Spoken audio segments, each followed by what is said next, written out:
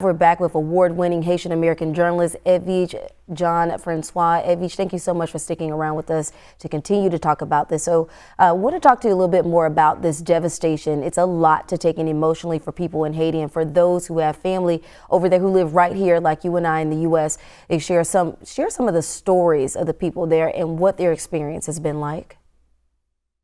Well, most recently, when I was there, I got in touch with a number of friends and colleagues, and really it was because oftentimes when I'm covering Haiti is looking at an immediate crisis, whether it's a hurricane, in this instance, the president having been assassinated, or a quake, mentioning the 2010 quake, or some other, and one other time I was there, there was a big scandal, an Oxfam scandal, where there had been some allegations that some of the people on the ground were some of the women. It was a prostitution allegation, and in which case, so it's oftentimes something that's not pleasant. This time, I really want to take time to talk to people about the psychological trauma, the psyche, the spirit of Haitians. And one of the things somebody said to me, Port-au-Prince is a graveyard. We're walking and living in a graveyard, and it's the simplest things. A friend of mine whose son is 14 years old, she talked about how several times she had been caught in the middle of skirmishes or road blockades where she really felt their lives were threatened. And so every situation is an opportunity to essentially instruct her son on how to stay alive. Like, you can't be on your phone, you can't be distracted. At any point, you have to be ready to run. And she talked about when she goes out, she wears comfortable shoes in order, in the event she needs to bolt and take off.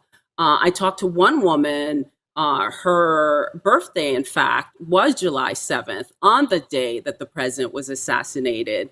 So there was no celebration for her. And I referenced that this will be for her a day of infamy, for her and the entire Haitian populace, to remember the day, to remember the moment, and how traumatic it has been.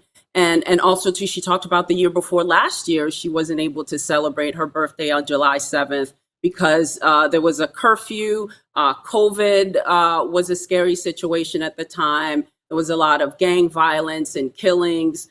And so it just seems oftentimes people are moving from one traumatic experience after another through no fault of their own. And in the case of the assassination, obviously, the actors, the sort of mastermind behind it haven't been identified. But it's, again, people living the consequences, whether it's a natural disaster, whether it's poor government, of things that are not directly a fault of their own, unfortunately, when you talk about ordinary Haitians trying to live day to day. And what are they saying about getting justice there after the president's assassination? What are you hearing from people?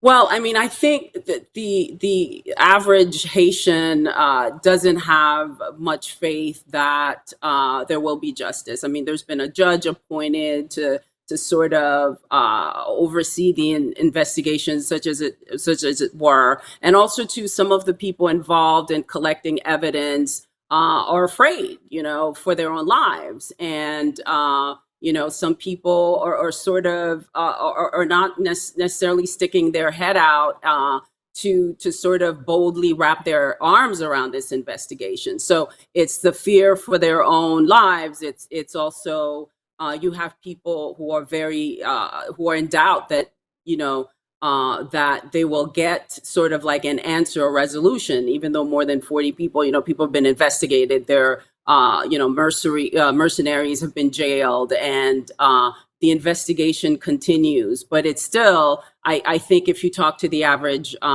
Haitian, I don't think they have faith that they will actually come to a conclusion as to exactly what happened. I mean, the story of how it happened, the sort of brazen attack that took place in the early morning hours of July 6th, July 7th, the political impasse that happened following the assassination, the sort of power play jockeying between the two then prime ministers, and now Ariel Henry is the current prime minister, and elections, at least initial elections, are to happen in November. So it's sort of like there's a process going, but do people think that someone will be identified conclusively as to having conducted this, masterminded the assassination? I would say there's not a lot of faith, at least from my reporting and talking to people.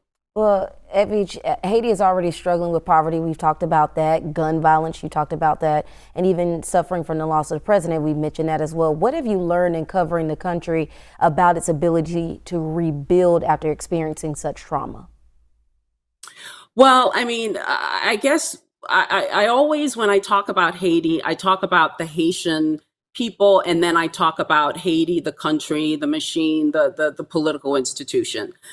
So what I've observed and what I know as a Haitian American, I was born in Haiti. I left when I was 7, and I've pretty much been very engaged in Haiti and feel very much connected to Haiti, as I'm connected here as a Haitian American. So the Haitian people are extraordinary. Extraordinarily creative, talented, the art, the music, the metalworks. And what always saddens me is Haiti has so much to offer the world, for the world to see and experience: our food, our joie de vivre, just our spirit. But unfortunately, because it's been so badly governed, and there's been so much historic meddling in what's happened in Haiti. In many cases, admittedly, Haiti has often shot itself, in the foot. And so I think, to answer that question, I always have to look at, as I mentioned, the Haitian people and the governance of Haiti, and the ability for Haiti to rebuild. I think the opportunity in 2010 was there, when you saw the world galvanize, when you really saw this collective love for Haiti, and sort of like people welcoming and embracing the opportunity to get engaged with Haiti. And I don't want to be pessimistic, but I don't think we're going to see that this time around, not even knowing if it will be as devastating based on the numbers. But you have COVID. You also, admittedly, people have Haiti fatigue, whether they'll actually say it out loud. For a fact, people do. And admittedly, Haitian themselves are sort of like, they're scratching their heads and not necessarily knowing what to do. So the ability to rebuild, it's sort of like, I think of it, another wound on top of a scab, right? That sort of continues every time it begins to heal, and then, it starts to bleed again. And I don't know. And as I said, I was there just last week. And I have to say, for the first time, I saw really a measure of just despond. The people were despondent in a way that I had not seen before. And imagine, I was there when more than 250,000 people were killed in an earthquake. And even then, I think I saw a more hopeful spirit than I saw just a week ago. So I can't imagine now with the quake just this morning how people are feeling. And some of the people I've talked to are just at a loss for words. Yeah, I mean, I think at this point everyone is, but one word that came to my mind is resilient, and that's how people always describe Haiti whenever I speak to them. Well, Edwige, we want to thank you so much for your time, for weighing in on this, and we all are saying right now prayers to Haiti, and prayers to you as well, since you are from Haiti. We appreciate your time.